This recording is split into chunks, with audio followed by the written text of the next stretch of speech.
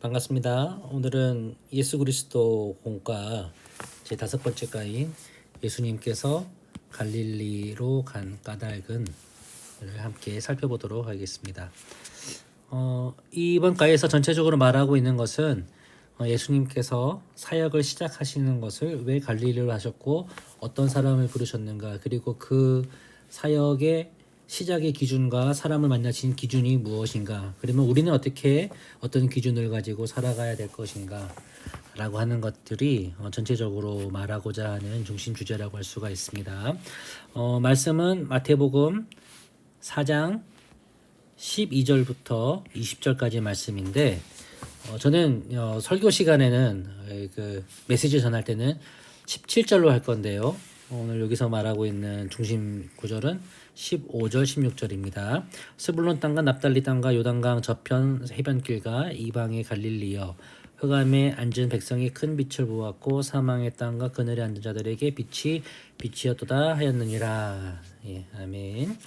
나의 선택과 기준을 아이스 브레이크 잡았는데, 어떤 선택이냐면은 친구 선택의 기준입니다.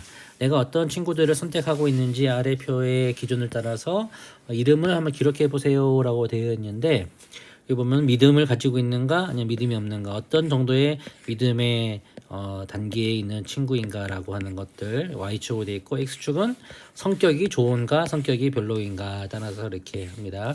여기서 보면은 이 믿음이란, 예시로 나와 있는 이 믿음이란 친구는 믿음이 아주 좋습니다. 그런데 성격은 무난하고요. 근데 김사랑이라는 친구는 믿음은 거의 없어요. 아마 예수님을 믿지 않지만 어느 정도 여지가 있는 것지 모르겠지만 아주 성격이 좋은 친구라고 볼 수가 있는 것 같아요. 여러분들은 어떤 친구를 가지고 있는가라고 하는 것들을 한번 말해주시고, 선생님들도 한번 나는 이런 친구, 이렇게 기준을 가지고 친구들을 정하고 있다라고 하는 것들을 말해보면 좋을 것 같습니다. 예, 넘어가겠습니다. 나 같으면 어느 곳으로 갔을까? 나 같으면은 예수님께서 첫 공생의 사역을 어떻게 시작하셨는가라고 하는 것을 보여주는데요. 먼저 읽으시기 전에 마태복음 4장 12절부터 20절까지 한번 쭉 읽으면 좋겠는데요. 아니면 그 시간이 부족하다면은 이 말씀이 말하고 있는 내용들 좀 개관적으로 말씀하셔도 될 것 같습니다. 세례 요한이 잡히신 다음에 예수님께서 갈릴리로 가셔서 갈릴리에 있는 가버나움에 가서 사셨고, 그곳에서 사역을 시작하셨는데 이것은 이사야 말씀을 이루기 위한 것이었다. 그러면서 예수님께서 말씀하시기를 회개하라 천국이 가까이 왔느니라 라고 하는 것들, 그런 말씀이 나오죠. 예, 만약 내가 예수님의 상황이었다면 어디로 갔을지 생각해 보세요 라고 되어 있습니다. 예, 그러면서 이게 첫 번째 두 VS가 나오죠. 가난한 갈릴리 시골 마을로 갈 것인가, 아니면 화려하고 아름다운 예루살렘 성으로 갔을 것인가 라고 하는 것입니다. 이렇게 보통 사람이었으면 어디를 선택했겠습니까? 보통은 아름다운 화려한 예루살렘 성을 생각할 수가 있겠지만은 예수님은 어디를 선택하셨다? 갈릴리 시골 마을을 선택하셨다라고 하는 것이죠. 우리도 살고 있는 곳이 거창이라고 하는 도시 사람들은 거기가 어디예요라고 하는 시골 마을이지만, 우리는 이곳에서 아주 하나님 부르심을 따라서 각자의 삶을 살아가고 있고 사역도 하고 있고 학업을 하고 있습니다. 예, 그렇게 생각하면 되겠습니다. 두 번째, 사람입니다. 어떤 사람을 만나셨는가? 예수님은 어부들을 부르셨다. 그 당시에 배움이 적고, 다 배움이 적고 그런 건 아니에요. 어부들 중에서도 배운 사람들도 있고 부자들도 있었지만은 이 예루살렘에 있는 부유한 바리새인들, 학식이 많아 보이고 부유한 바리새인들보다는 아무래도 좀 지적으로 아니면 사회적인 위치가 좀 덜하다고 할 수가 있죠. 근데 예수님은 그 어부들을 부르셨다라고 하는 것들을 볼 수가 있습니다. 자, 그러면은 이 밑에서 큐멘을 한번 보십시오. 큐멘이 2번 나오는데요. 예, 나무로에서도 나오고요. 그리고 오늘 숲으로에서도 나옵니다. 숲으로에서 이거는 선생님들이 좀 설명해 주시면 좋을 것 같습니다. 스불론, 납달리, 가버나움. 말씀 보면 15절에 나와 있는 그 15절, 16절에 나와 있는 이 지역입니다. 예수님께서 그곳에 가셨다. 스불론 지파가 있었던 땅이고 납달리는 납달리 지파가 있었던 그 배정을 받았던 땅인데 그 땅에 근처에 무엇이 있었느냐? 갈릴리 바다. 예수님께서 활약하셨던 갈릴리 바다. 갈릴리 바다 서쪽에는 예수님께서 어르신 절 하셨던 나사렛이라는 동네가 있고요. 그곳에서 조금 더 올라가면은 가버나움이 있는데 이 바로 이곳입니다. 자, 이곳이 어느 정도 위치냐라고 한다면은 이스라엘에서 가장 중심적인 곳은 바로 예루살렘 그리고 유다 지파가 있었던 그 땅 유다 예루살렘인데 그것은 어디에 있느냐? 지금 여기서 보이지 않습니다. 한참 밑에 내려가야지. 그 중간에 이 여기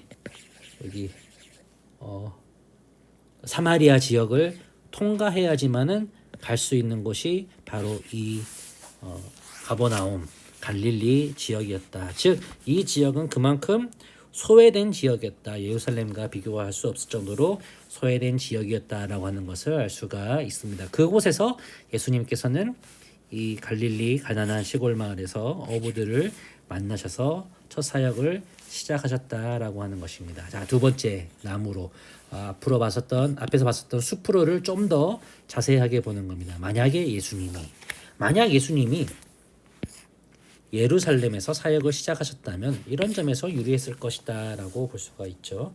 자, 이것을 보기 전에 먼저 봐야 될 것이 있습니다. 휴men입니다. 잠깐 예루살렘이 어떤 곳이었는지 선생님의 설명을 들으세요라고 합니다. 자, 예루살렘을 딱 두 가지 정도로만 생각하면은 아주 중요한 키포인트는 뭐냐면은요. 예루살렘에는 무엇이 있었죠? 성전이 있었습니다.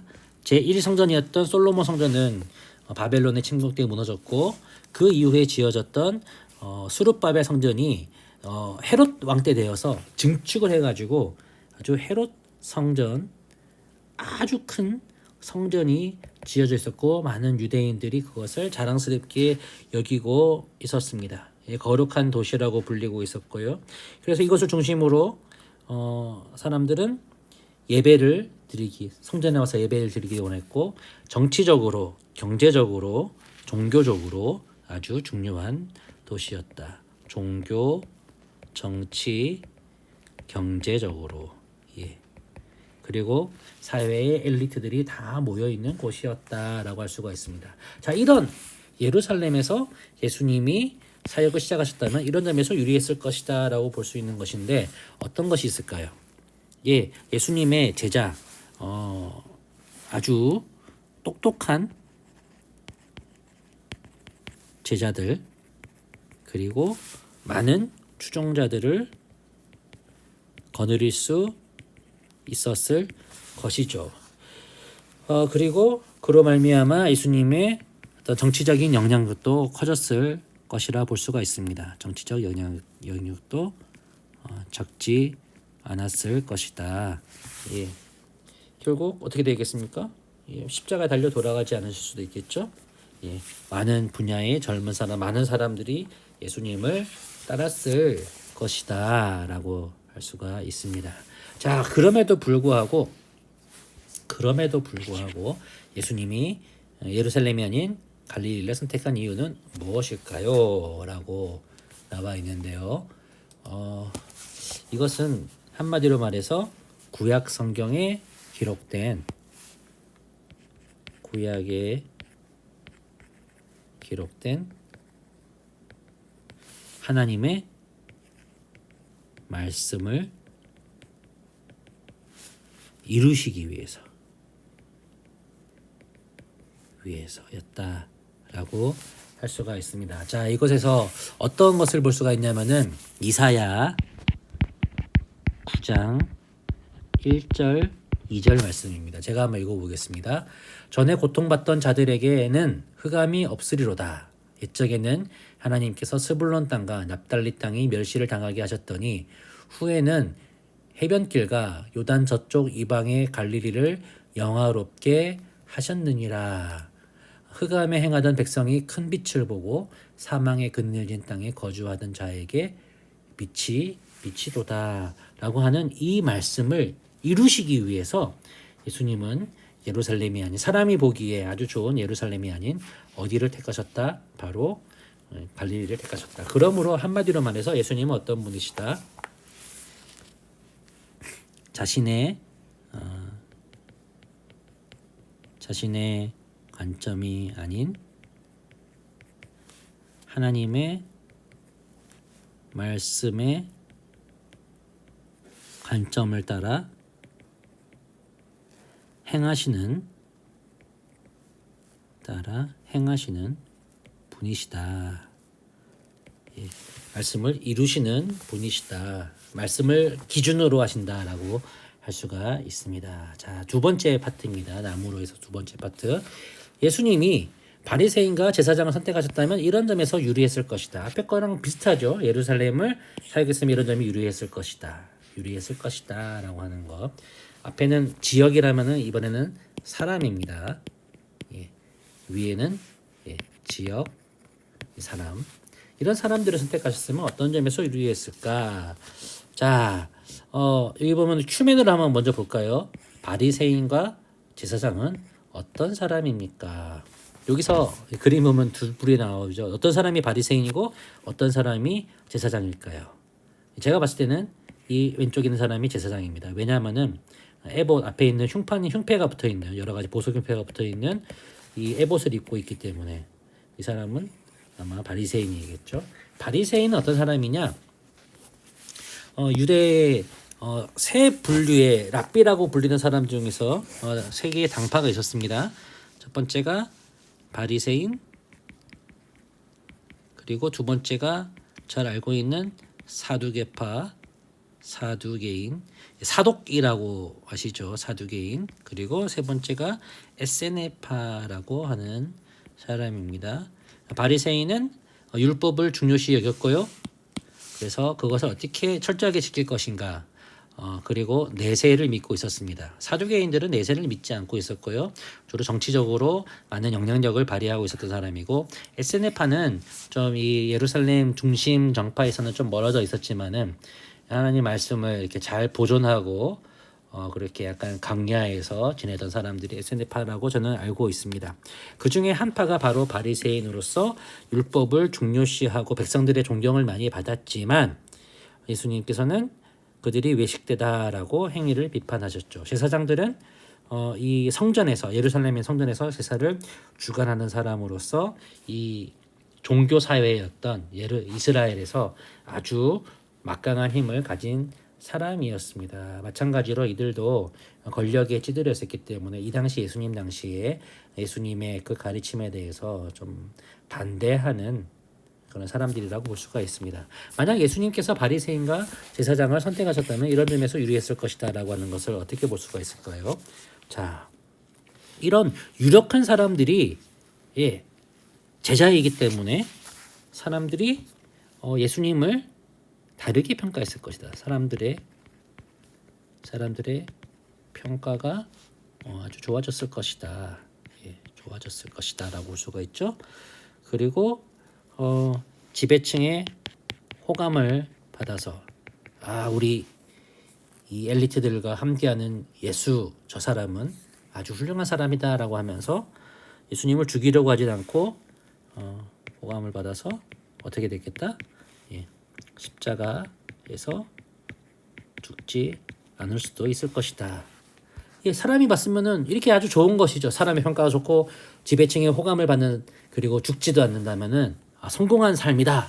한마디로 말해서 이것은 성공한 삶이라고 볼 수가 있었겠지만은 예수님의 관점에서는 이것이 성공이 아니었어요. 왜? 예수님은 십자가의 길로 걸어가셨기 때문이죠. 자, 이런 좋은 성공의 기준이 있었음에도 불구하고 예수님께서 어부를 선택하는 이유는 무엇이었을까요? 예수님은 아까 우리가 읽었던 이사야 9장 1절 2절처럼 멸시를 당한 사람들, 흑암 가운데 있는 사람들, 그리고 고통 가운데 있는 사람들에게 빛을 주시고 그들 가운데 하나님께서 멸시가 아닌 위로를 주시고, 그리고 그들 가운데 구원의 역사를 이루시기 위해서, 한마디로 말해 이것도 하나님 말씀을 이루시기 위해. 그리고 예수님께서 만나신 분들은 어떤 사람들이었느냐? 예수님은 하나님 나라가 누구의 것이다? 마음이 가난한 자의 것이다 라고 했고요. 그리고 이 가난한 사람들, 세상적으로 내세울 것이 없는 사람들, 세리 같은 사람들, 마태가 세리였죠. 그런 사람들이 더욱더 이 하나님을 찾고자 하는 마음들, 자신들의 가난한 마음으로 열심히 있었기 때문에 비록 그들이 예수님 죽음 당시에는 예수님을 부인하기도 하고 멀리 도망하는 겁쟁이였지만은 그 예수님의 택하심을 따라서 예수님의 부르심을 따라서 끝까지 예수님의 복음을 들고 죽기까지 충성했다는 것을 볼 수가 있습니다. 그러므로 예수님은 한마디로 어떤 분이신가? 이 사람을 기준으로 봤을 때 약하고 부족한 사람을 통하여 제자로 만드셔서 하나님의 말씀을 성취하시는 분이다. 이렇게 할 수가 있겠습니다. 지역적으로 봤을 때는 예수님에서는 하나님의 말씀에 순종하며 그걸 성취하기 위해 오셨는데 그 성취를 이루시는 것이 바로 아주 가난한 사람, 부유하거나 똑똑한 사람이 아닌 가난하고 핍박받고 무지렁이 같은 사람들을 통하여서 오히려 엘리트들을 부끄럽게 하시고 예수님의 그 복음이 열방에 만방에 퍼지게 하셨던 놀라운 예수님의 그런 행적이었다라고 볼 수가 있습니다. 자, 삶으로 보겠습니다. 삶으로.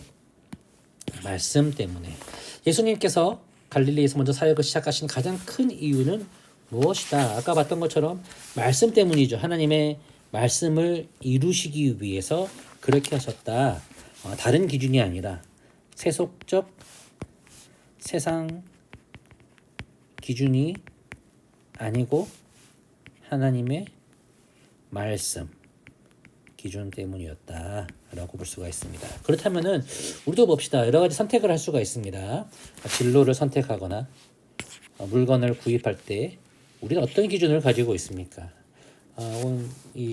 자녀를 가지고 계신 선생님들은 어떻게 우리 자녀들에게 아니면 우리 제자들에게 그 기준을 말할 수가 있겠습니까? 진로를 선택하는 나만의 기준 세 가지를 한번 말해보자면은 주로 돈이 되는 것,